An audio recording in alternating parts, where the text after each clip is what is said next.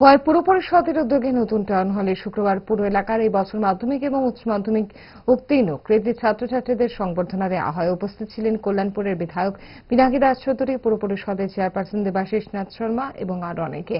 এদিন পুর এলাকার যারা মাধ্যমিক এবং উচ্চ মাধ্যমিক 60% নম্বর পেয়ে উত্তীর্ণ হয়েছে এমন 121 জন ছাত্রছাত্রীকে সংবর্ধনা জ্ঞাপন করা হয়। পিনাকি দাস চৌধুরী তার ভাষণে বলেন, যুব সমাজ পারে আগামী দিনে দেশকে সুন্দরভাবে গড়ে তুলতে।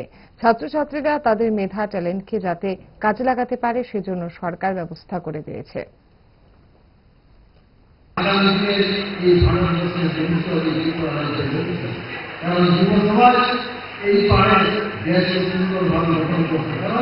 আমাদের আশা ভরসা আগামী দিনের এই প্রজন্মকে নিয়ে আজকে এখানে মাধ্যমিক করো, উচ্চ মাধ্যমিক করো, তারা করতে আজকে রেজাল্ট ভালো রেজাল্ট আজকে ইনফ্রাস্ট্রাকচার তৈরি হয় এবং শিক্ষার আমূল পরিবর্তন করে এবং ছাত্র পর্যায়ে হচ্ছে একটা সুন্দর পথ তুলে দেওয়া হচ্ছে এই সরকারের আমলে, যেটা একটা সময় যারা ট্যালেন্ট যারা মেধাবী ছিল তাদের কাজ করা বা সেখানকার সেখানকার সুযোগ ছিল, কিন্তু কোনো না কোনো কারণে সেই সমস্যাটা করা সম্ভব হতো না।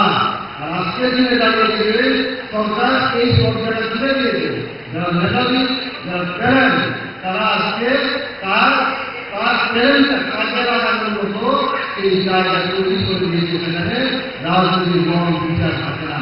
এর জন্যই আজকে ছাত্রের ছাত্রীরা উৎসাহিত হচ্ছে এবং তারা তাদের ট্যালেন্টটা কাজে লাগিয়ে সেই লক্ষ্যে পৌঁছানোর চেষ্টা করছে। ভালোবাসা বদলায়নি আর বদলায়নি তারা। 5 দশক ধরে গ্যাস, অম্বল ও পেটের সমস্যার একমাত্র সমাধান গ্যাস নল।